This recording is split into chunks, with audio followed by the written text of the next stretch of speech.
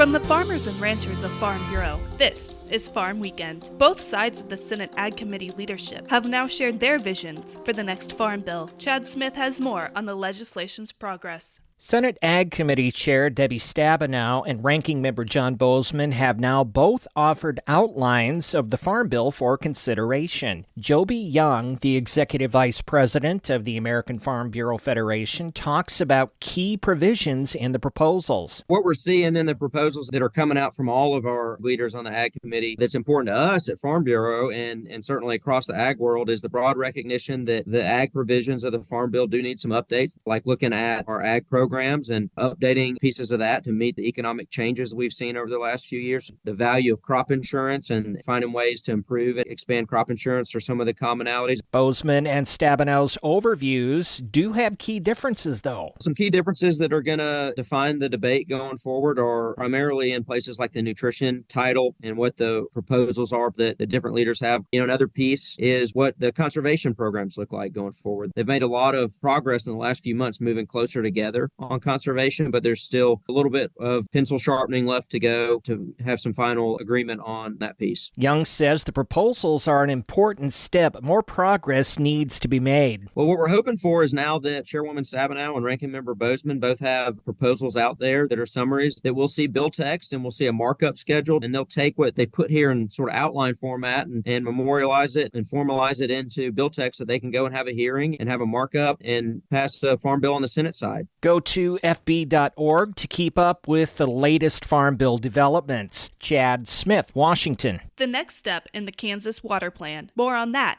when we come back.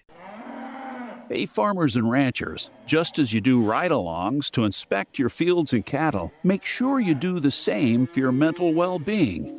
Take time to check in with yourself and your neighbors. And if you find yourself in a crisis, remember, there's immediate help available at 988. Mental health is just as vital as the health of your farm. Let's prioritize it together. This message brought to you by Kansas Farm Bureau and Kansas Farmers Union. A series of important meetings are taking place across the state to implement the 2022 Kansas Water Plan. The meetings will allow people to share their thoughts on regional water needs, priorities and recommendations for funding, policy changes, ways to improve state capacity in water management, the effectiveness of programs, and measurable goals and timelines. Join the local consult workshop in your area, held throughout June, to be part of the implementation. Explore the scenic beauty and rich agricultural heritage of Louisiana with Kansas Farm Bureau in October, the 14th through the 18th. Tour highlights include diverse farms, ranches, and nurseries, a sugarcane mill, a rum tasting session, an alligator farm, a Tabasco factory, and airboat rides through the lush bayous and swamps. Secure your spot today by visiting www.kfb.org/travel. Next, Insight with Kim Baldwin. Frustrated with your current healthcare coverage? Kansans are saving up to 60% a month with Kansas Farm Bureau health plans. Choose from individual and family plans, short-term coverage, or dental and vision plans. It's quality coverage you can afford.